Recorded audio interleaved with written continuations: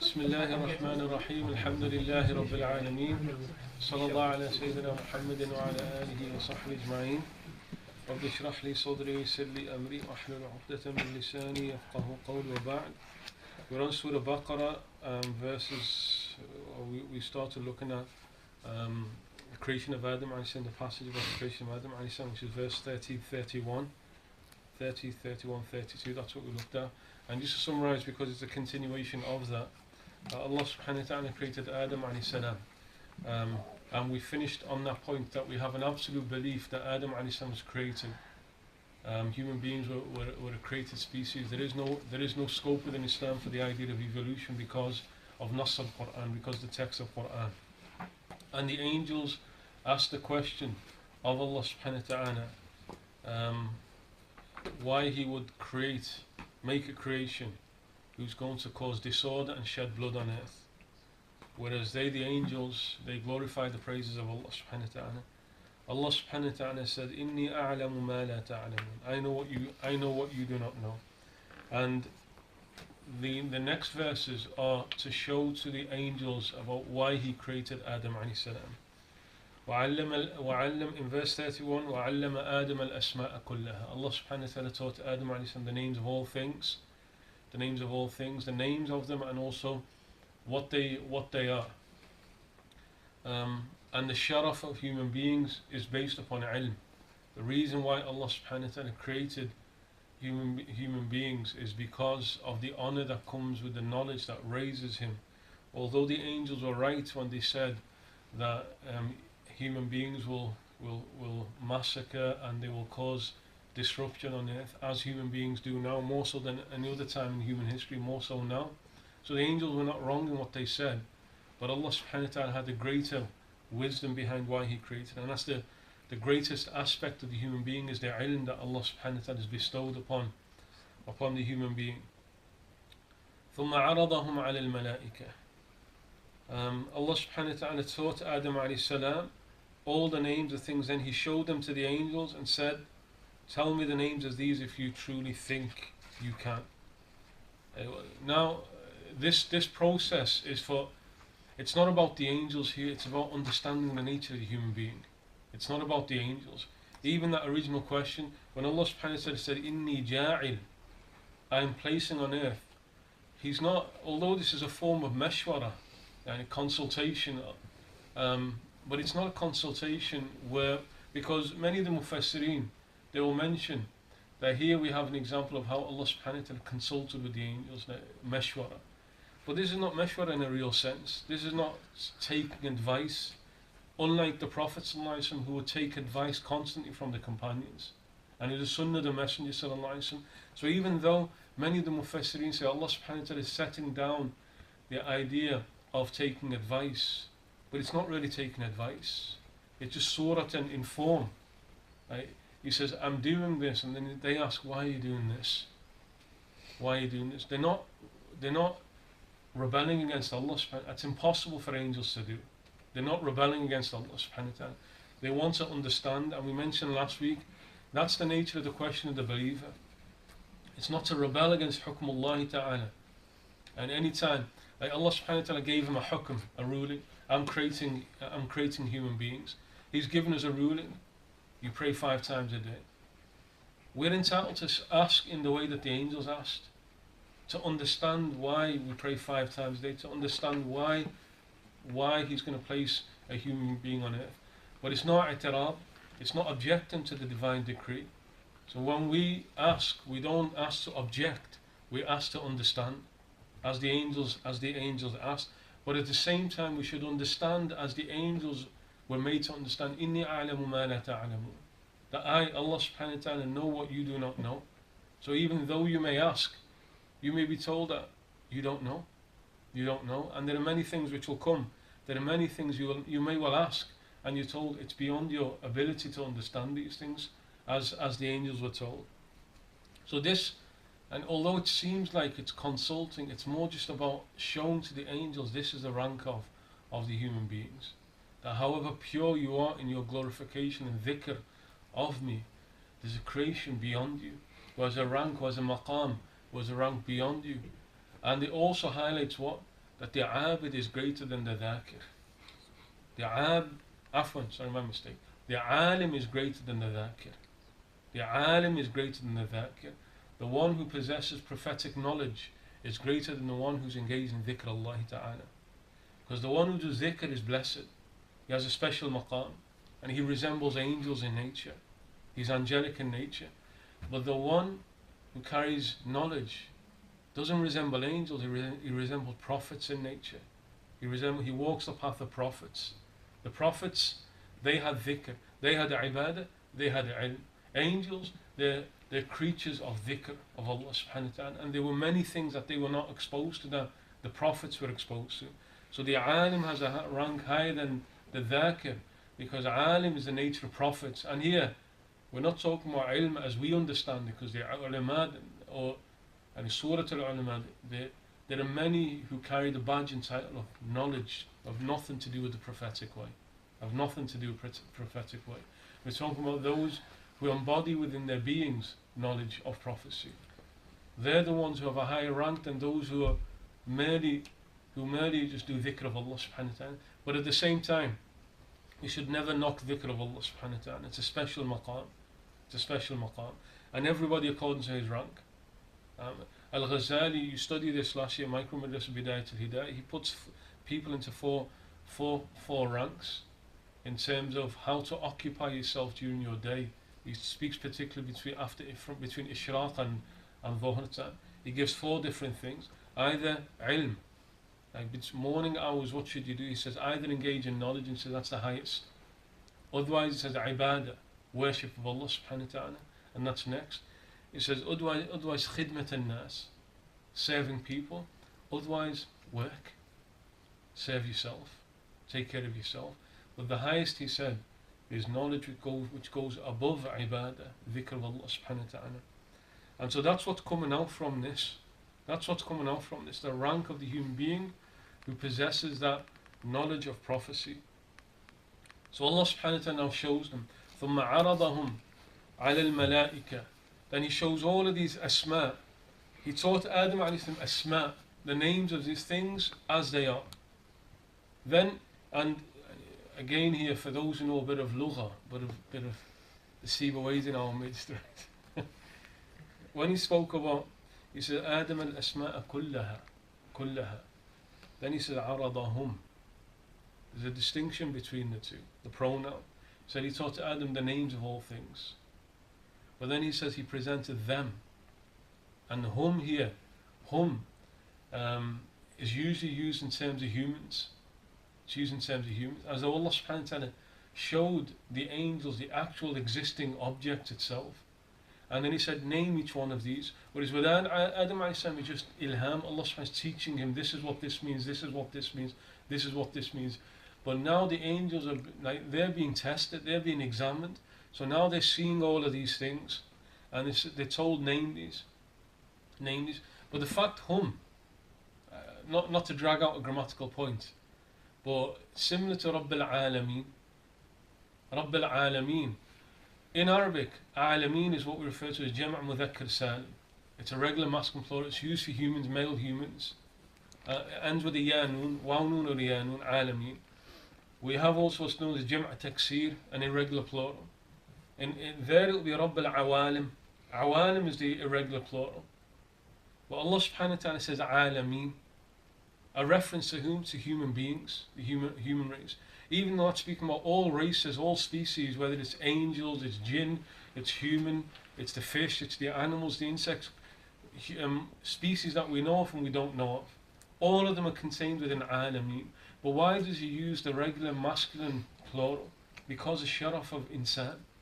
Because of the rank of the human being, because the nature, even though it's just one out of all of them, he makes it into regular plural because of the rank of human beings. Perhaps the same thing here. Allah subhanahu wa ta'ala shown them trees and stars and planets and so on. But in there he shows them the form of the human being. But because of the honor of the human being, he said aradahum. He presented all of them, including the human being. And because the honor of the human being, he refers to the pronoun as a masculine pronoun. So now the angels have presented all of these things. And it's all, name this. Like they're looking at a star, what's that? They're looking at a tree, what's that? They're looking at a planet, what's that? They're asked, name all of these things. They're abid, they're dhakir. They're immersed constantly in dhikr. But when it comes to knowledge, they don't know what this is, they don't know what this is. They've not received that knowledge from Allah subhanahu wa ta'ala. And that's why the angels, Allah subhanahu wa ta'ala says, فَقَالَ أَنْبِئُونِي بِأَسْمَاءِ هَؤُلَاءِ إِن كُنْتُمْ صَادِقِينَ. Tell me the names of these if you truly think you can. The translator has been very clever in how he's translated this. In kuntum sadiqeen would normally mean if you're truthful, which means if you can't, then you're a liar. But that's not possible with angels, because angels weren't making the statement to make a lie or to. They're not liars. Angels, their natures are not liars. So in kuntum sadiqeen, if you're able to do so, if you're able to name what all of these things are, then the angels answer with a dua or a statement that we should memorize. Every single one of us should memorize the statements, because it tells you something about the angelic nature. Like these are true dhakireen of Allah subhanahu wa ta'ala. They're true abideen. They're true worshippers, true rememberers of Allah subhanahu wa ta'ala. When they're presented with something that they don't know, they just say, Subhanaka la ilma lana illa ma 'allamtana innaka antal alimul hakim. They just go into a state of humility in front of Allah subhanahu wa ta'ala. And that's the responsibility of the one who does dhikr. Don't think you have a maqam because you do dhikr. Don't think you have a rank because you worship. Likewise with the alim, don't think you have a rank because Allah subhanahu wa ta'ala has given you knowledge. In front of Allah subhanahu wa ta'ala, every single one of us is nothing. Is nothing in front of the power of Allah subhanahu wa ta'ala. Whatever rank you are. The only reason people start getting a bit arrogant and pride is because they compare themselves to other human beings. Compare yourself to Allah subhanahu wa ta'ala. Doesn't matter what rank you attain, you're always going to say Subhanaka la ilma lana illa ma 'allamtana innaka antal alimul hakim. And even the Prophet is going to say this. Glory be to you. What does he say? Glory. They said, may you be glorified. We have knowledge only of what you have taught us. And that's every single human being. Whatever we have, it came from you. And what does that do? Rather than being like Qarun, إِنَّمَا أُوتِيتُهُ عَلَى عِلْمٍ عِنْدِي. Qarun, he says, the arrogant Jew, Bani Israel, who amasses all that wealth, and when he's told that, humble yourself, la tafrah, don't rejoice, don't get too cocky with all that you've got. What does he say? I've acquired all of this because of knowledge I have with me. He just sees it's all from me, whereas the angels and the believers will say, it's what you've taught us. Whatever I have has come from your bahar, your ocean of knowledge that you bestowed. And as you read in Ayatul Kursi, وَلَا يُحِيطُونَ بِشَيْءٍ مِّنْ عِلْمِهِ إِلَّا بِمَا شَاءَ. And whatever knowledge that you have from the ocean of the knowledge, the infinite knowledge of Allah subhanahu wa ta'ala, is whatever He gives, and it's a drop in that ocean of Allah subhanahu wa ta'ala. So we should always repeat the statements. Subhanaka la ilma lana illa ma 'allamtana innaka antal alimul hakim. And if you don't know this ayah, just one ayah, it's only a few words, just memorize this. Because many of the shuyukh, when they begin a muhadara, khutbah, bayan, a lecture, a khutbah, and so they'll begin with the statements. Because this statement is recognition that whatever comes, any khair, it came from the knowledge of Allah subhanahu wa ta'ala. There's nothing inherent that the human being has. And the angels in the humility, they state that, Innaka anta al-alimul hakim. You are al-alim. Like whatever we know and Adam alayhi salam knows, anybody knows, it's from your knowledge. You're al-alim. وَفَوْقَ كُلِّ ذِي عِلْمٍ عَلِيمٍ. Above everyone who knows is al-alim. Allah subhanahu wa ta'ala, who's the knower of all, whose knowledge is very different to knowledge of creation. Well, al-hakim, you're the wise one. Why? Why choose al-hakim? Because the angels, they want to understand, why are you creating this creation who's going to do all of that? But ultimately the wisdoms are with Allah subhanahu wa ta'ala. Angels are just trying to search for that knowledge, but the ultimate wisdoms are with Allah subhanahu wa ta'ala. That's all we're trying to do. Everything in the kawn of Allah subhanahu wa ta'ala is perfect in its place. Al-ihkam, that's perfection within the creation of Allah subhanahu wa ta'ala. In both revelations, you have two books from Allah subhanahu wa ta'ala by which you can know your Lord. You have Kitab al-Tanzil, you have the book of Revelation, and Kitab al-Takhliq, you have the book of creation. and everything in both is perfect. The book of Revelation, the Quran, Allah subhanahu wa ta'ala said, كِتَابٌ أُحْكِمَتْ آيَاتُهُ ثُمَّ فُصِّلَتْ مِنْ لَدُنْ حَكِيمٍ خَبِيرٍ. Everything in the Revelation is perfect in its place. Everything within the book of creation is perfect within its place. Nothing is out of place in the creation of Allah subhanahu wa ta'ala. And we are like the angels, just trying to figure out that perfection. Just trying to understand that perfection. They ask that question to try and understand. We always ask the questions to try and understand, but we recognize أَنْتَ الْعَلِيمُ الْحَكِيمُ. You're the one who knows everything, and you're the one who has wisdom of everything. You're the wise, and everything is as you set it out. Then to show why he created Adam alayhi salam to the angels, to show that قال يا آدم أنبئهم بأسمائهم. He says, O Adam, tell them the names. This is it. Then he said, Adam, tell them the names of these. فَلَمَّا أَنْبَأَ, and Adam now proceeds to name every single one from the knowledge that Allah subhanahu wa ta'ala had bestowed upon him. Every single one is named now by Adam alayhi salam from the knowledge that Allah subhanahu wa ta'ala bestows upon him. When Adam alayhi salam now names every single thing that's in front of him, فَلَمَّا أَنْبَأَهُمْ بِأَسْمَائِهِمْ قَالَ أَلَمْ أَقُلْ لَكُمْ إِنِّي أَعْلَمُ غَيْبَ السَّمَاوَاتِ وَالْأَرْضِ وَأَعْلَمُ مَا تُبْدُونَ وَمَا كُنْتُمْ تَكْتُمُونَ. Then Allah subhanahu wa ta'ala addresses the angels by saying, when he told them their names, God said, did I not tell you that I know what is hidden in the heavens and the earth, and that I know what you reveal and what you conceal? Did I not tell you that? Did Allah subhanahu wa ta'ala say that in this ayah? He said, Inni a'lamu ma la ta'lamu. I know what you do not know. I know what you do not know. What's hidden from you. غَيْبَ السَّمَاوَاتِ وَالْأَرْضِ. Now, what was not revealed to the angels, given to the angels, I know what you know. Even though I've given it to others, I know beyond all of that. Allah subhanahu wa ta'ala is addressing the angels. That my knowledge is infinite. And whatever you have is a speck within that knowledge. So I know غَيْبَ السَّمَاوَاتِ وَالْأَرْضِ. I know the unseen, the hidden of the heavens and the earth. And that's the same for Adam alayhi salam. That's the same for any human being. Like whatever you know, Allah subhanahu wa ta'ala is غَيْبَ السَّمَاوَاتِ وَالْأَرْضِ. Like whatever you've received is just a drop in the ocean of the divine. But what Allah subhanahu wa ta'ala has is from the hidden of the heavens and the earth, hidden from you and I, because nothing is ghaib from Allah subhanahu wa ta'ala. Alimul ghaybi wa shahada is in relation to you and I. The knower of the seen and the unseen is only seen and unseen relative to us. With Allah subhanahu wa ta'ala, it's all shahada. It's all shahada. But relative to us, it's ghayb. وَأَعْلَمُ مَا تُبْدُونَ وَمَا كُنْتُمْ تَكْتُمُونَ. And I know what you reveal. I know what you reveal and what you conceal. Because of this statement, some of the mufassirin, they've stated, because he says, وَأَعْلَمُ مَا تُبْدُونَ وَمَا كُنْتُمْ تَكْتُمُونَ, what you reveal and what you conceal. Some of them have said, قَالُوا أَتَجْعَلُ فِيهَا مَنْ يُفْسِدُ. That the original question, how can you put someone there who will cause damage and bloodshed? They didn't actually say it. It was a thought that crossed their mind. What we call in Aqidah kalam nafsi. A thought that just a thought that crosses your mind. Allah subhanahu wa ta'ala address, أَنِّي أَعْلَمُ مَا لَا تَعْلَمُونَ. Allah subhanahu wa ta'ala reads thoughts. He sees and hears thoughts. So whether they said it vocally or not, makes no difference. Allah subhanahu wa ta'ala still answered them. إِنِّي أَعْلَمُ مَا لَا تَعْلَمُونَ.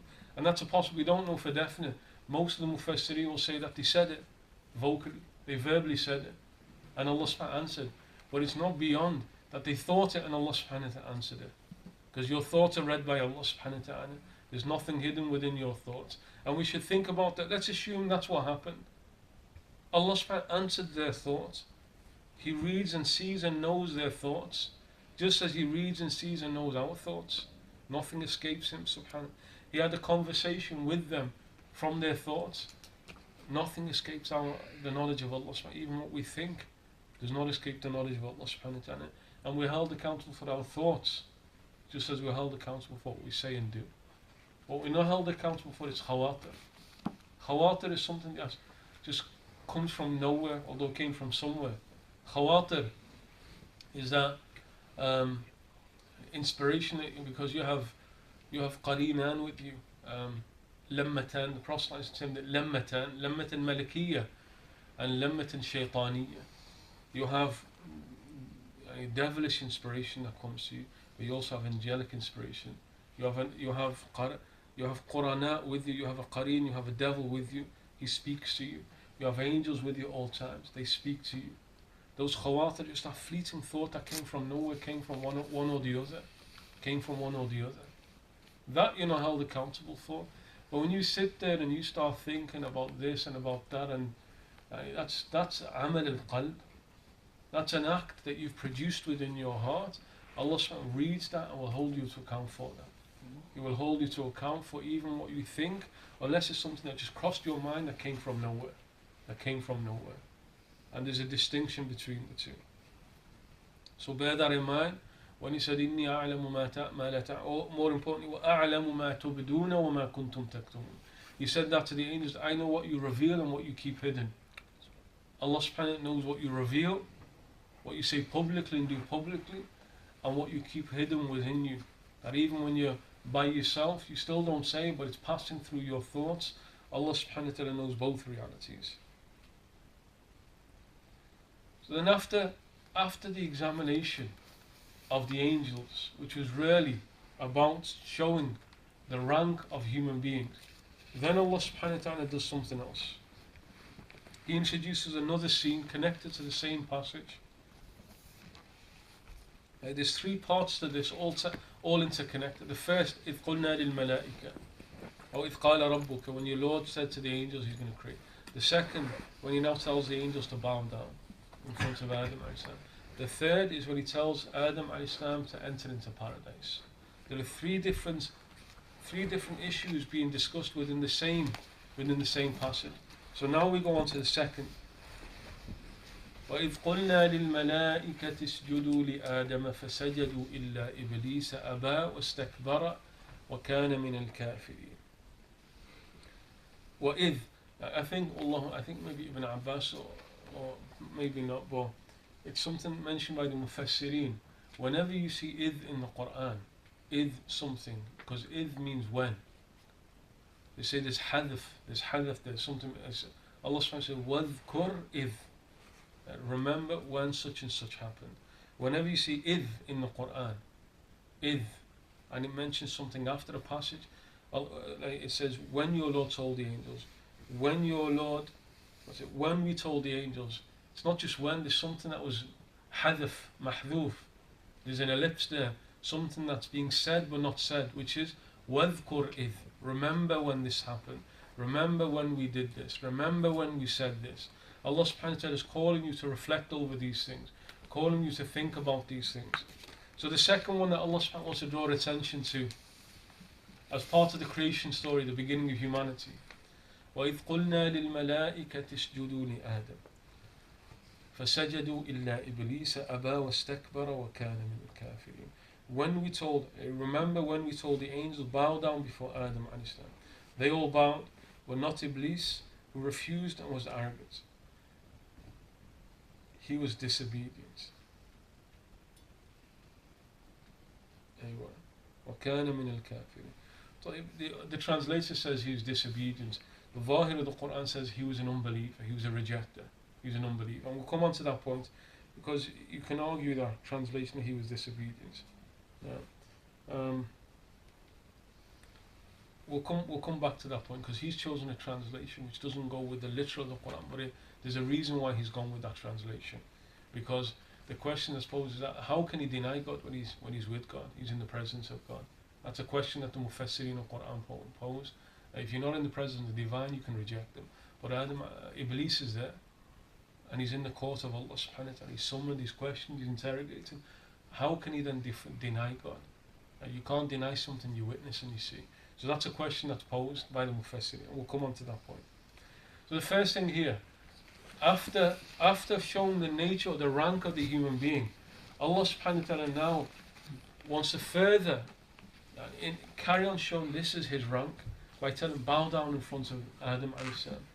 Bow down in front of Adam a.s. This is to confirm the rank of Adam a.s. I've given him knowledge that makes him greater than you. So to confirm that, bow down in front of Adam a.s. So the first thing, understand, why did Allah subhanahu wa ta'ala tell them to bow down to Adam alayhi salam? Because the rank. And that's a normal thing you will do. And why do people bow down in front of others? Either, which is not the case here, and a Muslim will never do this, is because he's divine. By way of worship. Because you believe that he is divine to be worshipped, so you bow down. The Muslims do not do that. The Muslims do not do that. That's sujood ibadah. Because you believe that that's divine, and anyone who does that is considered kafir qat'an. You consider something to be divine, a God, a Lord, and you bow down in front of, that's considered kufr. That's considered kufr. But then you have sujood ta'zeem wa tahiyya. Sujood ta'zeem, a sujood out of respect and by way of greeting. And that's haram in the Sharia unless you've been allowed to do it. That's not kufr. That's not kufr. That falls under the, because there's a confusion among some people about this. That's not sujood ibadah. That's not, because sujood ibadah is the one that you give the rank of God and you bow down in front of. Like for example, some societies historically, they will consider the emperor as God and they'll bow down. That's sujood ibadah. That's a problem in terms of your iman.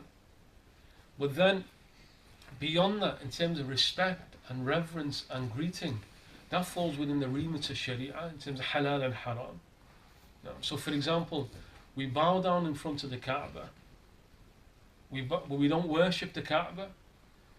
Now, why do we do that? We're bound down to our worship is not to the Kaaba, it's Rabb al-Kaaba, it's the Lord of the Kaaba. But why do we bow down to the Kaaba? Because the Lord of the Kaaba has told us to bow down. Why do we not bow down in front of a grave? Why do we not bow down? Why do we not bow down in front of your parents? If anybody's entitled to, or why doesn't the wife bow down in front of the husband? That's something you need to tell your wife. Are you laughing at? If anybody would have been ordered to, be the wife in front of the husband, told your wife that, yeah? My life, yeah. Yeah, but you haven't tried. You haven't tried. Well, why not? Because Hukmullah Ta'ala said it's haram to do it. It's haram to do it. Because people have ishkalat.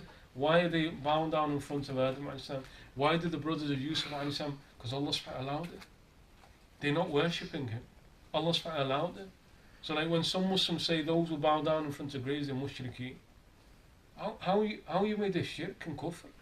It's haram. But it's definitely not shirk or kufr. Unless they believe that that grave is God and the inhabitant is God. And no Muslim ever believes that. So it's haram, qat'an, undoubtedly it's haram to bow down in front of anything other than what Allah subhanahu wa ta'ala ordered us to do, which is the Kaaba. Which is the Kaaba. Because you're going to say it is haram to bow down in front of a grave. And not only is it haram, it's kufr. It takes you out of the fold of Islam. So then why are you bowing down in front of the Kaaba? See, because the Lord of the Kaaba allowed it. But there's no gods except for him. So if it's an issue of iman and kufr, and he's telling us to bow down, is he now saying the Kaaba is God? Impossible. That's not God. The grave's not God. Your parents are not God. The husband's not God. But what defines whether you can bow or not is hukmullah ta'ala. It's the rule of Allah subhanahu wa ta'ala. You are not allowed to bow in front of anything other than Kaaba. Just as, are you allowed to do tawaf of a grave? No, it's haram. Some people give fatwa, the mushrikeen. Where'd you get that fatwa from? Did they say that that's God? No, they didn't. They don't worship it. They don't worship it. They made a mistake, or they don't worship in that they ascribe divinity. They made a mistake. It's wrong. It's haram. They should be educated and corrected. But we do tawaf around the Kaaba. We don't consider the Kaaba to be divine. We kiss the black stone. We don't consider the black stone to be divine. We don't consider divine except for Allah subhanahu wa ta'ala. But what's allowed in terms of bowing and respecting and kissing and so on is what Allah subhanahu wa ta'ala allowed. What is allowed. So like in some cultures, for example, in some cultures, it's normal that they will bow down and kiss the feet of their parents. The act of bowing down is kissing the feet is not prohibited. Kissing the feet is not, but bowing down is prohibited. If you're now going to bow down and do sujood in front of a human being, that's undisputably haram. But it wasn't haram in previous shari'ahs. Are you allowed to manufacture statues, to draw by hand animal and human forms? That's prohibited in the sharia. Because Allah subhanahu has cursed al-musawwirin, those who produce surah, with hand draw a human or an animal form, or the craft statues. But in the time of Sulaiman, he had jinn making tamathila wa jifan wa qudur al-rasiyat. Allah subhanahu mentions that Sulaiman instructed jinn, who were slaves of his, to make statues. How are those allowed? Because in that Sharia it was not prohibited to make. It was not prohibited to make. All Sharia is prohibited to worship, but it wasn't prohibited to make. And that's been prohibited in this Sharia by Allah subhanahu wa ta'ala. So here, what do we see the sujood as? Sujood tahiyya wa ta'azim. This is a prostration of respect and honor, which was allowed in previous nations, but not in this nation. They wanted to bow down in front of the Prophet sallallahu alaihi wasallam. They wanted to bow down in front of the Prophet. The Prophet forbade them. Said anybody who's going to bow down in front of another, it's the wife in front of the husband. That tells the maqam of, for the wife in terms of the husband, that tells the maqam of the husband in terms of the wife. But nobody is allowed to bow down in front of another in this Sharia. And that's why those who go to martial arts have got to be careful and start nodding their heads down. They got to be careful with that. There's something prohibited in the Sharia. Something prohibited in the Sharia. But it was allowed in Allah. How can you say it's wrong when Allah subhanahu wa ta'ala told the angels to do it? He's the one who sets the rules. He's the one who makes the rules, and he's the one. And if'al la taf'al comes from Allah subhanahu wa ta'ala. Do and don't do comes from Allah subhanahu wa ta'ala. And he said to angels, do it to Adam alayhi salam. He said to us, don't do it to any human being. He said to us, don't do it to any human being. So Allah subhanahu wa ta'ala tells them, usjudu li Adam.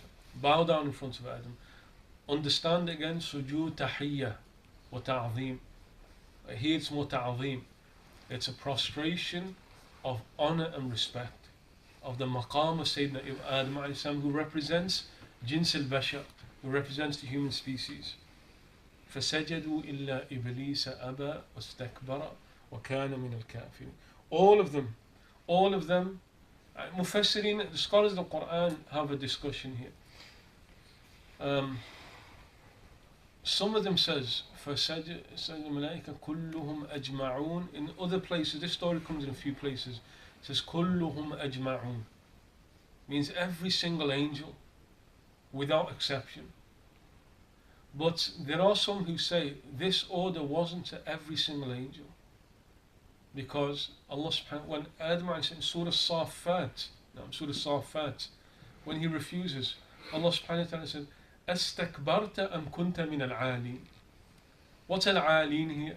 Are you arrogant, or are you from al-'alin? Say the highest angels, like Hamalat al-Arsh, the angels who carry the throne of Allah subhanahu wa ta'ala. They were not part of this order.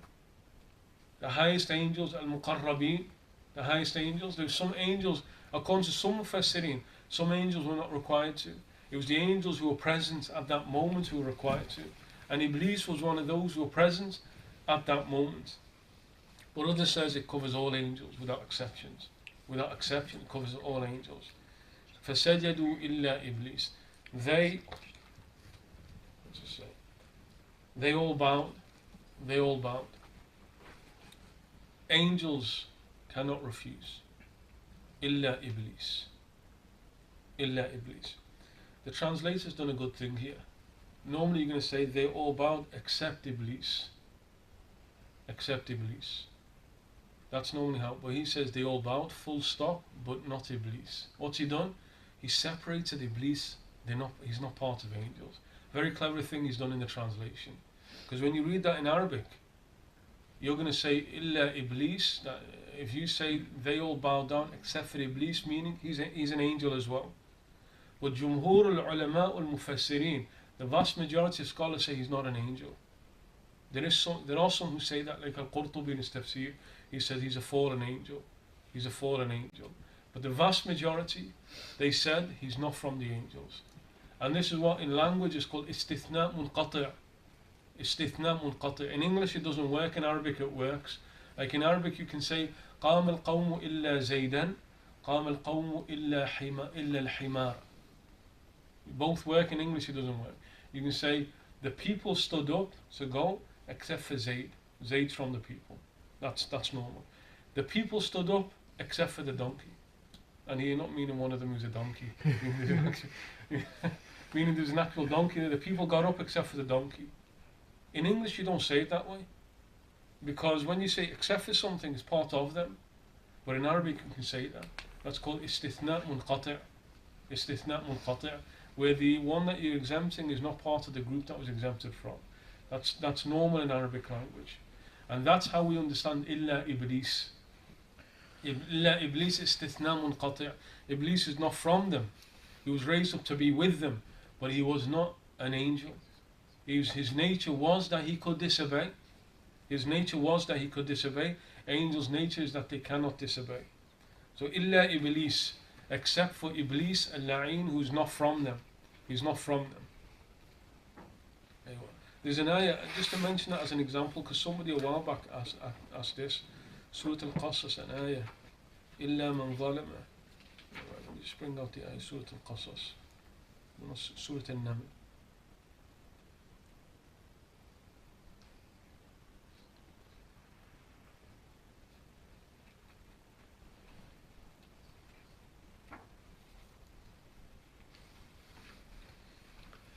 Allah subhanahu wa ta'ala says, إِنِّي لَا يَخَافُ لَدَيَّ الْمُرْسَلُ. Somebody tried to argue that prophets can commit sins because of this ayah, which is mustahil. We believe that. Ahlul Sunnah wal Jama'ah qatibatan believes that it's impossible. It's impossible. Allah subhanahu wa ta'ala created them sinless. But somebody tried to use this ayah, إِنِّي لَا يَخَافُ لَدَيَّ الْمُرْسَلُونَ. Allah subhanahu wa ta'ala telling Musa alayhi salam to come close at Mount Sinai. Don't be afraid. إِنِّي لَا يَخَافُ لَدَيَّ الْمُرْسَلُونَ. Because the messengers are not afraid in my presence. إِلَّا مَنْ ظَلَمَ. Except for those who do wrong. ثُمَّ بَدَّلَ حُسْنًا بَعْدَ سُوءٍ فَإِنِّي غَفُورٌ. Except for those who do dhulm. General said this is istithna munqati'. This is those who do, only prophets do not feel fear in my presence. Except for those who do wrong. Not prophets. Those human beings who do wrong, they're fearful in my presence. If they come in my presence, then they'll be in a state of fear. That's not istithna muttasil. That's except those who are not from prophets, who do wrong, they'll be afraid in my presence. So when you understand that too in the language, then you begin to remove some of the misconceptions that can arise with the book of Allah subhanahu wa ta'ala. That's why you need to master. You need to learn Arabic language. So Iblis is not from them. He was raised up into their rank. In an athar, he was known as Tawus al-Malaika. Tawus al-Malaika, the peacock of the angels. He was a abid. Iblis was a worshipper. He used to worship constantly. He's now taken up into the rank of the angels. But when he was there, a disease does not leave his heart. There's a disease, a seed of arrogance that never left his heart. Tawus al-Malaika. He struts around amongst the angels like a peacock amongst all the birds. Beauty of the peacock. That's how Iblis is. That he believes now he's a rank with Allah subhanahu wa ta'ala. But he failed when the test came. And so we'll speak something next week inshallah. Next Friday, Yom Arafah. Yom Arafah. Are we here next week? Yom Arafah. Inshallah.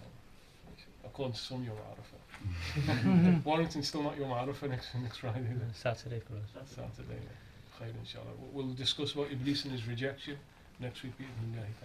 Are there any questions on this? Other than Asim? It's not 1,001 questions. This now he never stops asking. Yeah. Sorry, let Asim go first. Sheikh, with the angels being able to ask a question to Allah subhanahu wa ta'ala, does that mean they have some degree of volition within the realms of what is permissible? Or is it that... No, there's no volition. Angels don't have volition. They have, okay, it's just that Allah inspired them to ask the Allah question. And inspired them. Okay. There's no volition. Angels have no volition. No Sheikh, just the when you mentioned about the bowing to the grave and even to Kaaba, doesn't it, if you look at it the other way, doesn't it actually stem from the fact that even for Kaaba, if you bow to Kaaba thinking that the Kaaba itself will get you closer to Allah subhanahu wa ta'ala or will intercede, Yeah. or even the graves, etc. And I think that's the biggest thing where a lot of people say about Quraysh, right? It's not the fact that the bowing is because of respect or because of somebody you met. No, I understand. Like they use the ayah, "Ma na'buduhum illa liqarribuna ila Allahi zulfa." We only worship them. But and you see the difference here. Like when you had the idols of Quraysh, and they were saying that we take these gods as an approach to Allah subhanahu wa ta'ala. But they still consider them gods. And that's the distinction. They consider them gods. Whereas the Muslim does not consider the grave God. He will consider that the wali inside that grave has a rank with Allah subhanahu wa ta'ala, has a maqam with Allah, but he doesn't consider him divine. And what's the mistake of those who will ascribe shirk to them and saying, by you saying he has a rank, then you've ascribed divinity to him. Now, you can't say that. We say the wali is a human being, the Prophet is a human being, he has no power except for bi'idhnillahi ta'ala. Now, everything that he has comes from Allah subhanahu wa ta'ala, but he has a rank because of what Allah bestowed upon him. Now, so the difference is when they say Lat and Uzza are approaches to God, they're saying that these are gods that we worship that will take us to whereas the Muslim who comes and wrongly worships that grave still does not believe the inhabitant of that grave is God. He does not. He considers a maqam, but he does not believe him to be God. So to say, and that's why when you go into issue tawassal and istighatha and so on, it's on the same understanding. It's on the same understanding. They don't believe them to be gods with Allah subhanahu wa ta'ala. And so that's where the distinction has to be made. Allahu A'lam. So you say it's haram, undoubtedly it's haram, but to say shirk and kufr is a different thing. And that's, like for example, Muhammad ibn Abdul Wahhab, so that's one of the mistakes that he made, where he started describing shirk to something that we consider to be haram, not shirk. That's one of the errors that he made, one of the big errors that he made. Because that now opens up the door where you now start saying Muslims are mushrik. And then you start justifying, because that's now the disease that spread across the ummah. Now where he's now considered mushrik, he's lawful to be killed. Now that's happening over there right now. No, Allah. Awesome, you asked your question. Anything else? Here's a quota of one per class. I remember last time I forgot about that. You got too many in last time. Go ahead, Imran. When you go to Pakistan, right, and when About the jinn again. That's coming next year. We're about release. And when you go into Pakistan and you see like people's graves in mosques, is that what? In the mosques, they shouldn't be in mosques. Yeah, that's Graves what I should was not be in asking. mosques. And it was such. Now, we were in Syria and Sham, because I asked the shiuch there, because in the Umayyad mosque, Sayyidina Yahya alayhi salam's grave is there. Imam Nawawi had an issue with that.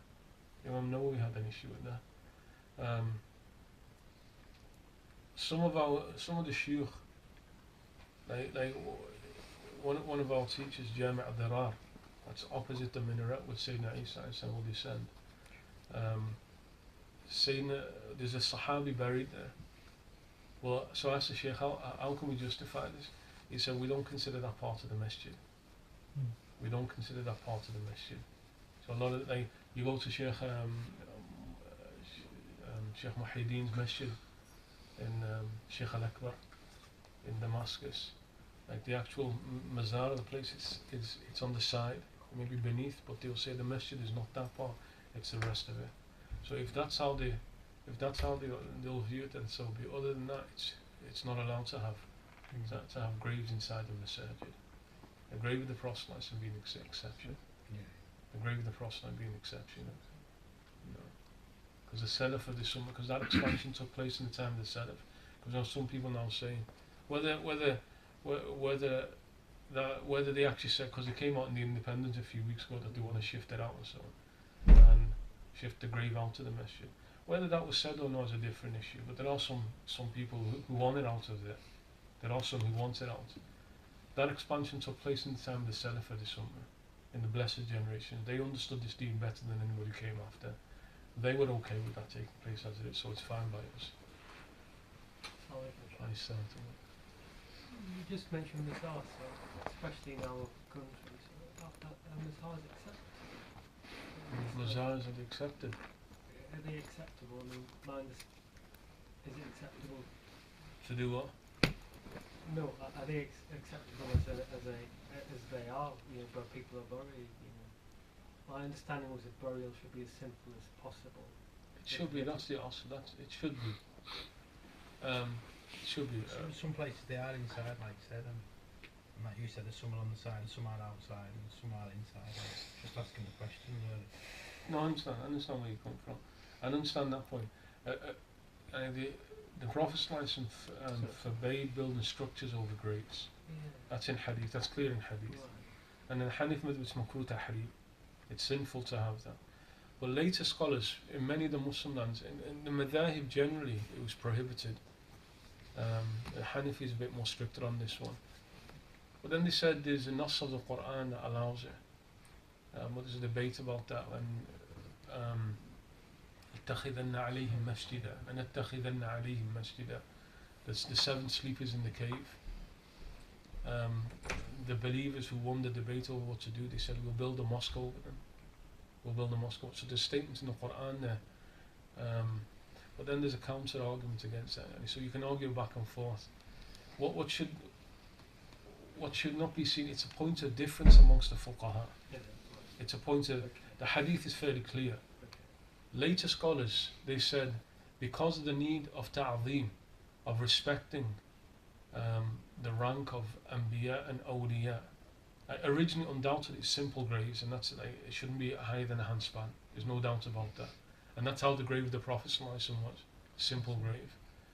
But the later ones, he says, just for the masses to appreciate the rank of those who are in there, then there's no harm in building structures over it. And to beautify the grave so that the common folk will come there and they'll realise that there's someone special there. So although it goes against the nusus, the texts, particularly the hadith, because of the change within people, became more distant from the people of Allah subhanahu wa ta'ala. So just so that they have that connection with the people of Allah subhanahu wa ta'ala. In practice it became widespread in many Muslim lands. So that's the basis for why. I may be ignorant and perhaps the challenge in playing devil's advocate. Is that an innovation then? It is, but not all innovation is wrong. It is, but is that innovation right or wrong? It's definitely going against, but then that was at the prophetic early generation, and that's now a change, but the change is because of the times, because of the need. So you're right, it is something that didn't take place there, and the Prophet condemned it. And just a normal grave, like let's say somebody buried in Liverpool graveyard, you're not going to build like mazars over it and so on. You might want to, when he dies, we'll have a mazar over his grave, we'll come and visit. People know your greatness after you've passed away. But just a normal person, it tends not to happen. It's people of Allah subhanahu wa ta'ala it tends to be, so people appreciate there's a man of God there. So in this country, the idea, you'd have a plaque with a name or a headstone. Proper plaque headstone. A headstone, just simple headstone, that's it. Are you preparing something, please? You're all going to prepare. No, but Well in this said, country, excellent. In this country, you have to bury in a coffin, don't you? No, that's a separate point. That's right. That's a separate point, though. Although you can in Liverpool in the Allerton Cemetery, there's shrouded burials there, but you have to have council permission for that. And that one as a whole, it's shrouded burials there. But the point in a normal, again, see, originally even headstones weren't mentioned. It was the later scholars who allowed that. The later scholars who said you're allowed to have a headstone just to mark the grave. So when you go there now, even Muslim graveyards, like you have all these fancy headstones and it's like paved, and all of that shouldn't be taking place. It should just be a simple grave. And the best one, there's one in the Everton Cemetery. You like this one? I was shocked when I saw it. And you'll never walk alone on the headstone. I'm not sure why NWA on the headstone. You can argue a verse of the Quran, but that's Qasim, we'll do that on yours, yeah. We'll finish with that. Alhamdulillah Rabbil Alameen. Sallallahu alayhi wa sallam.